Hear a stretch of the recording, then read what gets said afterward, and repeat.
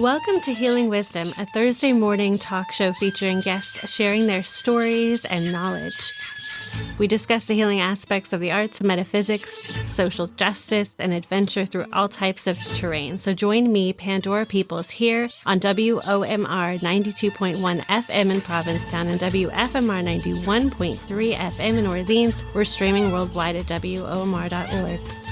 Our theme music is provided by Mason. You can find her website at masonmusic.com. That's MAESYN.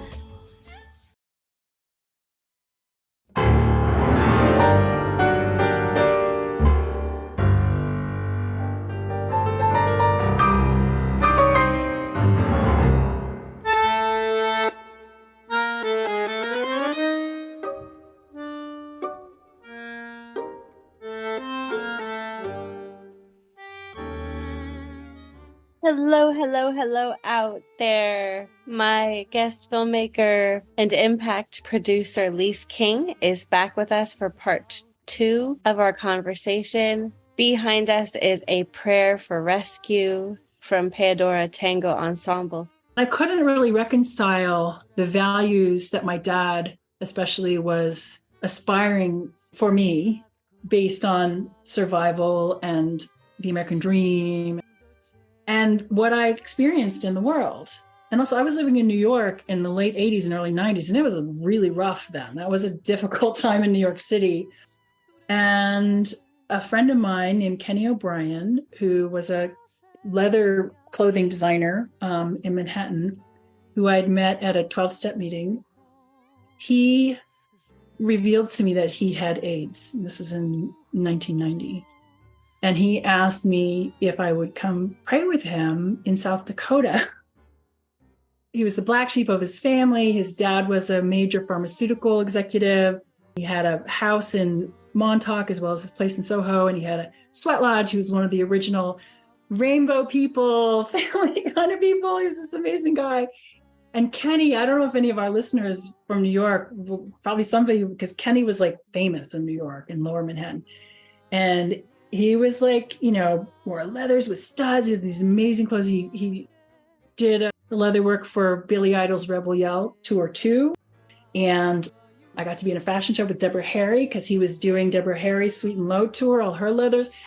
And Kenny was like, yeah, I'm a big Mary. Anybody got a freaking problem with it? I mean, he was just like, he was too much. And he just was like, so it was such a force of nature. So when he told me that he had AIDS and asked me if I would come to South Dakota and come pray with him, with a medicine man, as a way to sort of seek healing, this is before all of the drug cocktails and everything.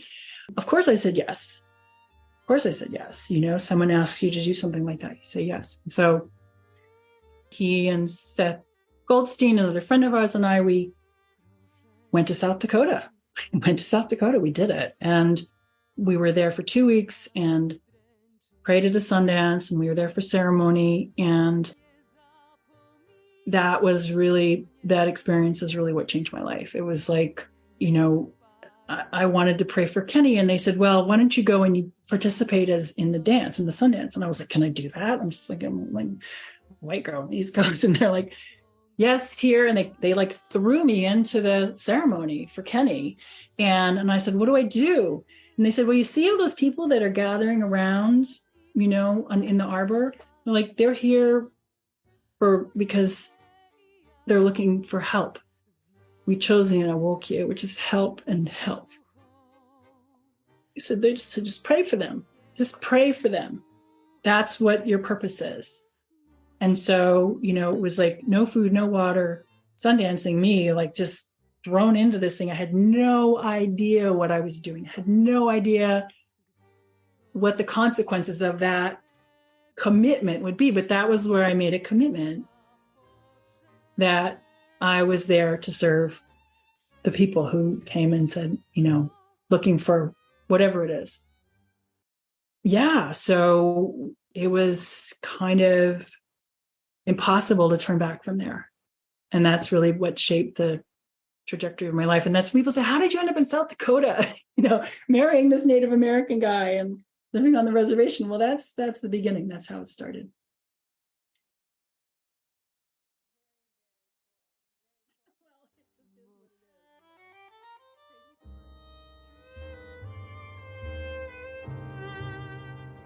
Wineczko, chcę jeszcze żyć jakiś czas, by móc pomścić twoją śmierć. What do you think about the ritualistic power of documentation and in terms of its artistic power? Working on Heroin Cape Cod, there's a power in a camera. Well, look what happens when people have cameras put on them. Like, it makes them into celebrities. It makes them into, they get attention. And when you're in a private space with someone who is hurting and self-medicating with whatever substance it is or whatever behavior it is, you are saying with the camera, I care about you. We care about you. You mean something. You have a value. Like the camera can be a powerful experience of like feeling validated, feeling loved. Someone's paying attention to me. They want to know what my story is. What do I have to say? Right. And so there is a great responsibility when you're the person behind the camera, asking the questions and capturing people's utterings, their stories, their recountings, their memories of whatever they choose to tell. And invariably, what I found as a director and as the person asking questions, or, even in the painting time film, documentary films, often when you're talking to somebody from Heroin Cape Cod, you're talking to people who are not practiced in front of a camera. So it becomes part of my job to communicate with them, create a relationship with them, create that holding environment so that there's a space of trust. And I think you referred to this much earlier, creating a safe place. But what that does is, it's not universally, not 100% true, but a lot of the time, people will share more than they intended to when they first said yes. When they first said, okay, I'll sit down and talk with you on camera. And part of it is because that act of testifying, it's a universal spiritual practice, right? Whether that's testifying in church or in a confession booth or in an AA meeting or standing up in front of a church or whatever that is, we know that process of storytelling, of telling that truth, is a healing process. It's a cleansing, right? It's a relieving us of that burden, of that heaviness that we have from something maybe that we're struggling with. That's what therapy is about. It's like storytelling. So create that safe space, build a relationship, get someone in front of the camera, spend time with them over a period of days or weeks or months. Every single one of the young women who we worked with on Heroin Cape Cod, at some point, it was like popping a balloon and like the stories came out of things that, were just a relief for them to say on camera. And sometimes it was about things that they were ashamed of having done in order to be able to get drugs, including sex work and other things.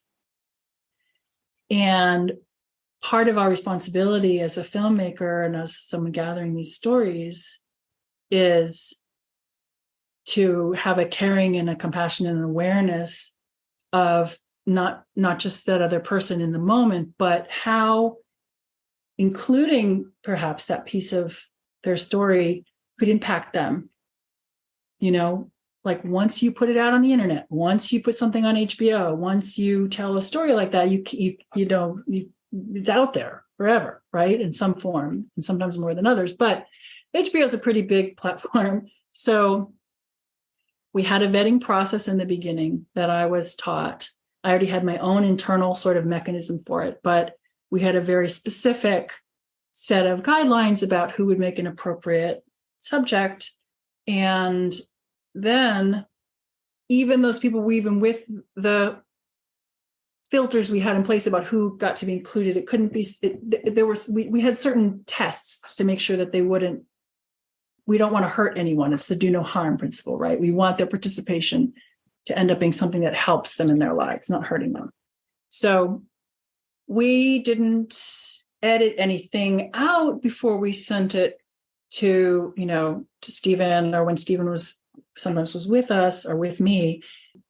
But to HBO's credit, Sheila Nevins was like, the world loves a comeback story. A comeback story from alcohol and drug abuse is always a welcome story.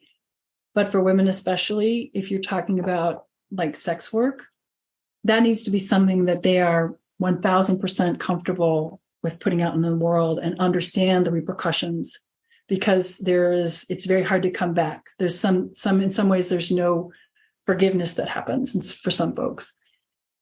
So all of that is part of the decision-making process and the responsibility of asking people those questions and the answers that they give.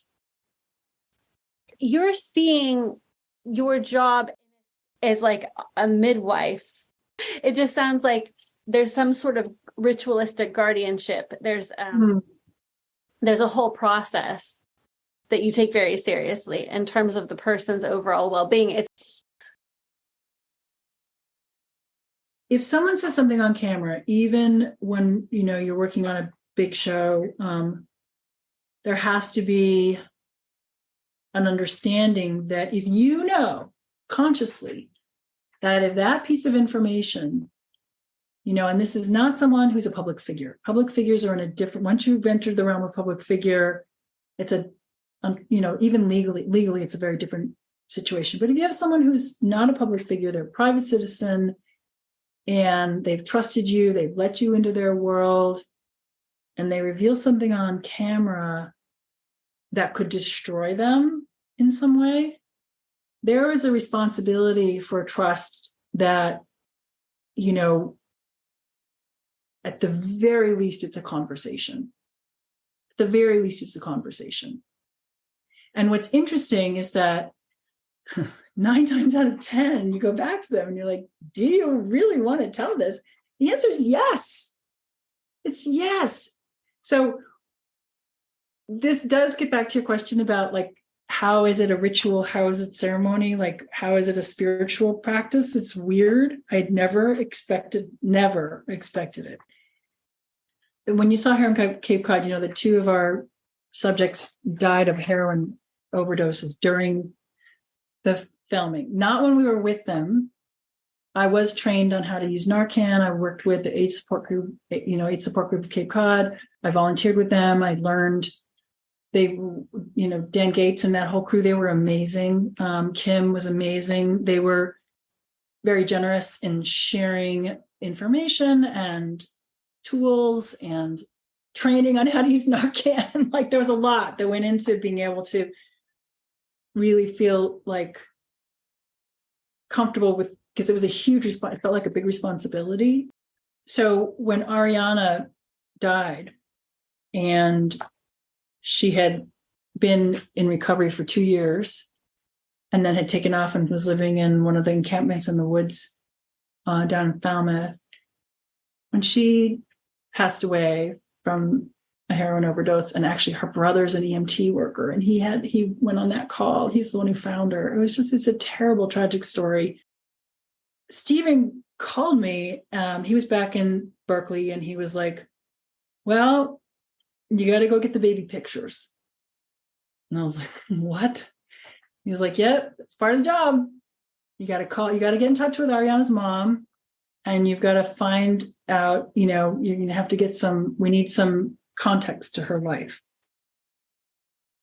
So, not to go too much into that rabbit hole, because it was a whole story about what it was like to try to reach Ariana's mom and get in touch with her.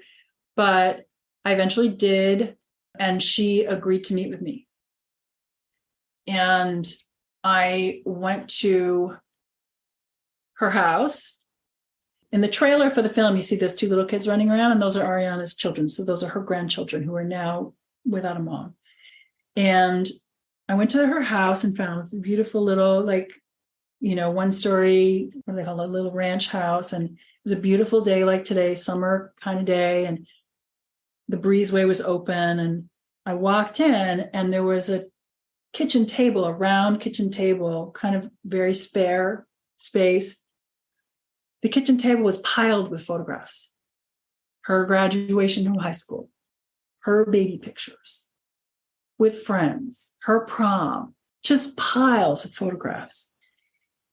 And I looked at that pile of photographs, and I was carrying in my scanner, I had to scan the pictures so that we could use them on this film for HBO. And this woman's daughter had just died. And I was just like, my heart was just stopping. And I said to her, my job as a producer on this film is to come and get these photos from you and scan them for HBO. I said, but I'm going to step out of that role for a minute. I said, talking to you as a mom, I have a daughter close in age to what Ariana was at the time. And I said, Shyla, my daughter's now 30. And I said, you don't have to do this. You don't have to do this. As a mom, don't tell them I said this, but as a mom, I'm telling you, you don't have to do this. This just feels weird. I feel uncomfortable. And she said, no, it's okay. And she started crying, and I started crying, and we had a moment. And I said, I need to know why it's okay. She said, Ariana was really proud to be in this movie because she said she'd struggled with being clean and sober, and then not being clean and sober, and then being clean. And she said, Ariana said to me, Mama, I am really proud of being in this movie. She said, because, I don't know if I'm going to make it. But if I'm in this movie and I can help one person get clean or stay clean, she said, it's worth it. It's worth it, Mom. If I can help one other person, my life is worth it. If you're just joining us now, you're listening to Healing Wisdom on WOMR and WFMR. I'm Pandora Peoples. We're speaking with filmmaker and impact producer Lise King. This is part 2 of a 2-part conversation.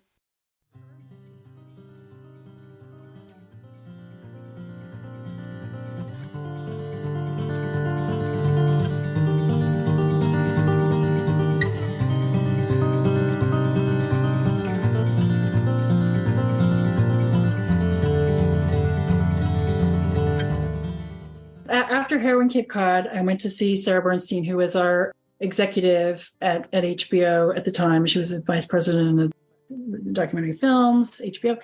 And I was pitching her a project, and she said, I'm not really sure if that's for us, but would you maybe be willing to do for other projects what you did for Heroin Cape Cod? And I was like, sure, So that's how I became an impact producer for HBO, that she hired me, and I worked on 3 more films for HBO: Risky Drinking, 32 Pills, My Sister's Suicide.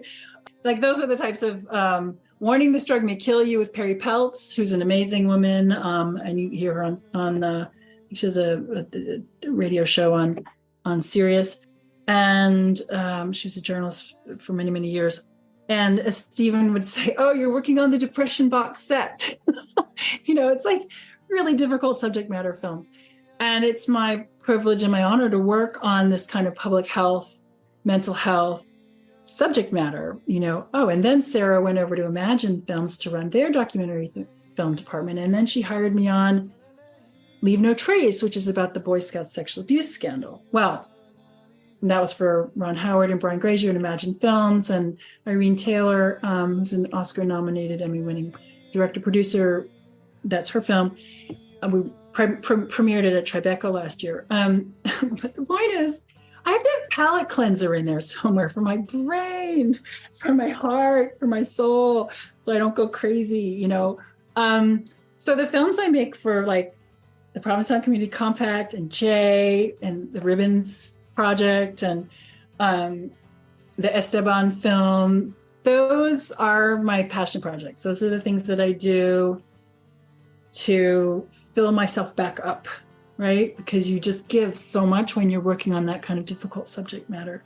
Plenty of people have jobs, look at all the frontline healthcare workers during COVID. It's so draining. It's really hard. So you have to find something that's going to feed you, fill you back up. And that's where those other films come in. I make them myself. I'm the writer, the producer, the director, the cinematographer, the editor, the composer. I like to do it all. and I don't make, nobody pays me to do those. I just do them as a contribution to the nonprofit organizations that are involved with these projects.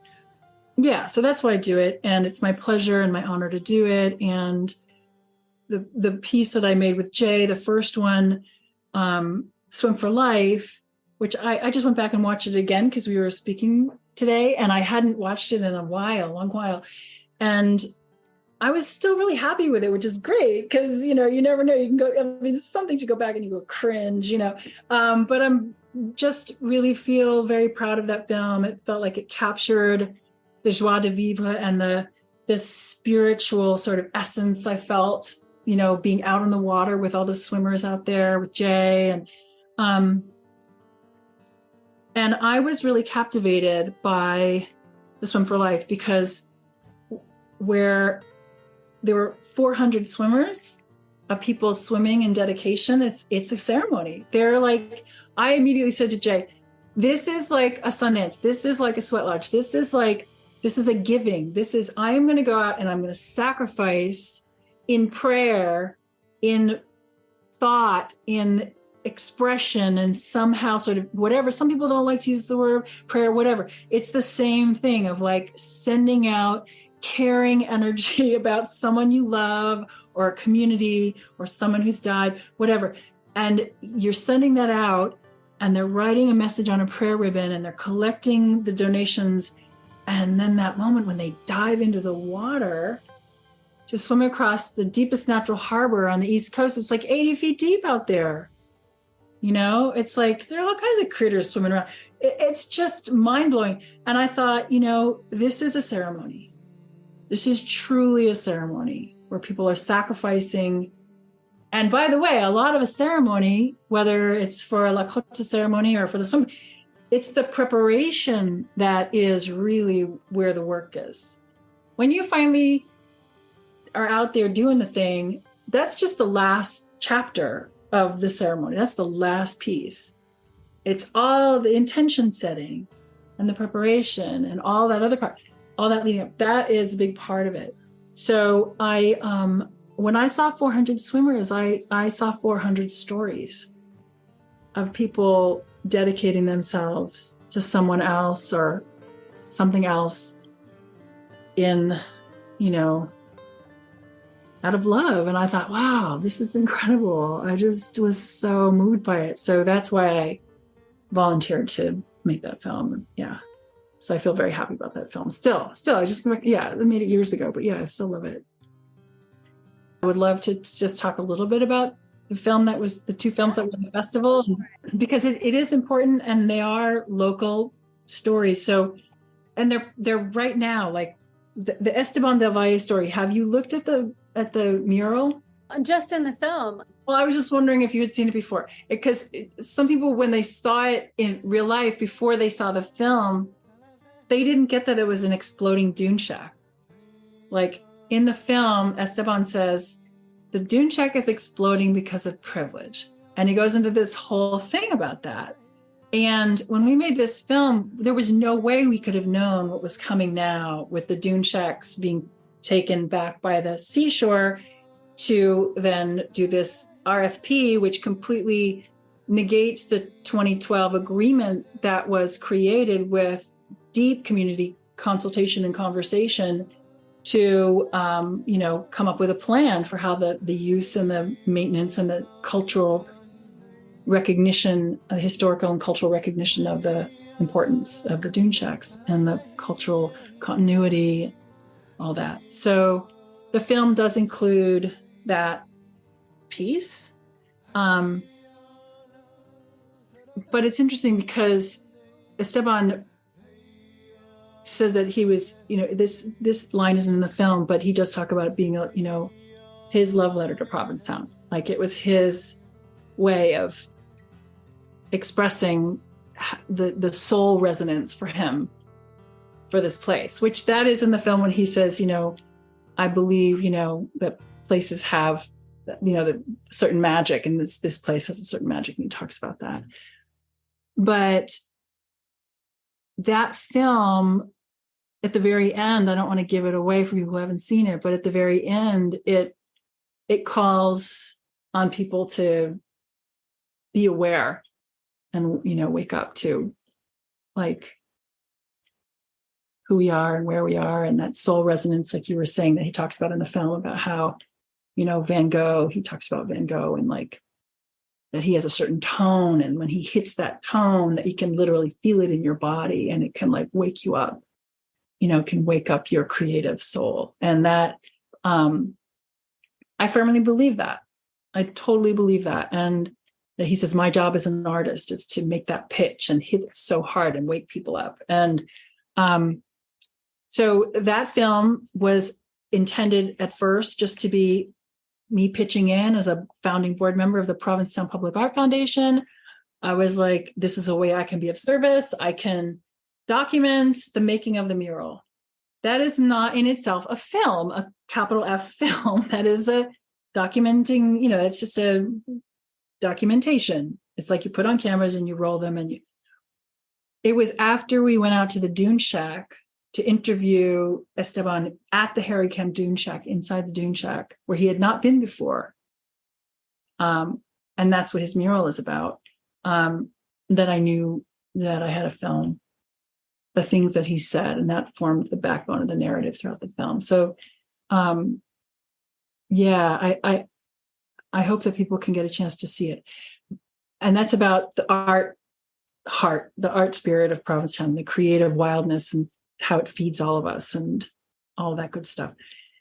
The other film, In the Whale, is about the Michael Packard story, when he was captured in the mouth of the humpback whale and then spit out and became worldwide sensational news. And people doubted it and said it was a fish story and all this stuff. And David Abel, who is the director, producer, writer of that film, and I serve as a producer with him on that film, he calls it In the Whale, the greatest fish story ever told. And, he talks about how he was sent out by the Boston Globe to debunk the story and instead was convinced that it was real. And I had called him because we worked together on another film called Entangled. That's the one that we were nominated for an Emmy for. And said, I know Michael Packard. I've known him since we were kids. I'm like, this is a great story, and you dive. Somebody should be with him to film with Michael the first time he gets back in the water after this whale encounter. And he says, well, I've already been thinking about it. And I'm like, okay, cool. He said, but I'm not so sure this, and a whole story. And I start telling him about the family who I've known my whole life. And anyway, he connects with them. He knew Josiah Mayo because of the Entangled film. And the rest is now, Provincetown history, that this film is now pretty much done. This was a work in progress screening, but it's close to being finished, and it premiered at Town Hall to a sold out crowd. I think it's because how important Michael Packard and the whole Packard family is, and their story, and the fact that, he's a fisherman and a lobsterman, and the mom and sisters are artists, and they're just so much a part of like the history and soul and culture of Provincetown. Something unexpected happened making that film, which is back to your talk about the healing journey and how films, documentaries, when you turn a camera on someone, people can open up. Michael and also Josiah, just like he's his, helper person out on the water, he was definitely sort of second billing, in the film. He talks about his lifelong struggles with depression. And they both talk about alcohol and drug use. And the openness was kind of stunning that the whole family offered in saying, this is the truth. This is that truth telling, right? This is what we've struggled with, all this tragedy. And it's already hard enough to be here in the winter and depressing, and, there can be issues and stuff, but they told so much. And this was one of those times when, David and I spoke about it, and it was like, are they okay with having their stories out there?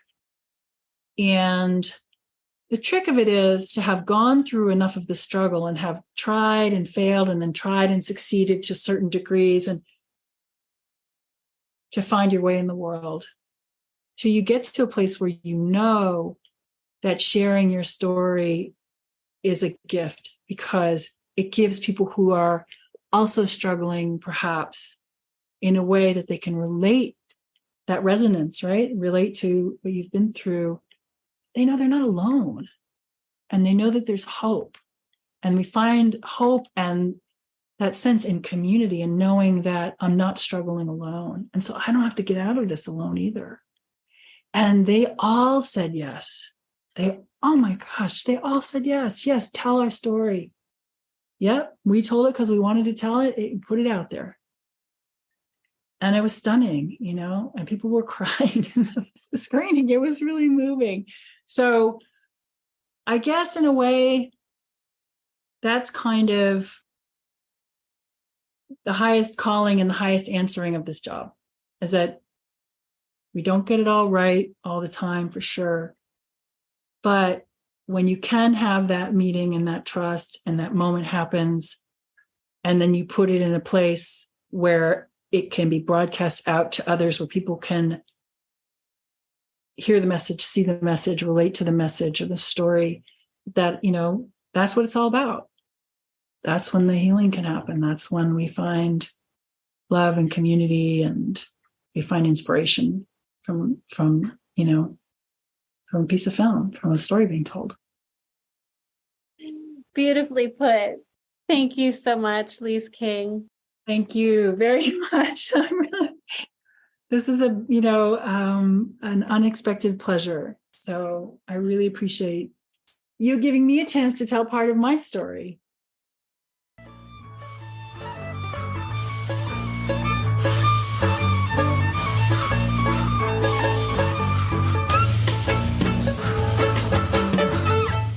You've been listening to Healing Wisdom at Outermost Radio. All of our shows are podcasts at WOMR.org. Also check out healingwisdomradioshow.com and contact me at pandora@WOMR.org.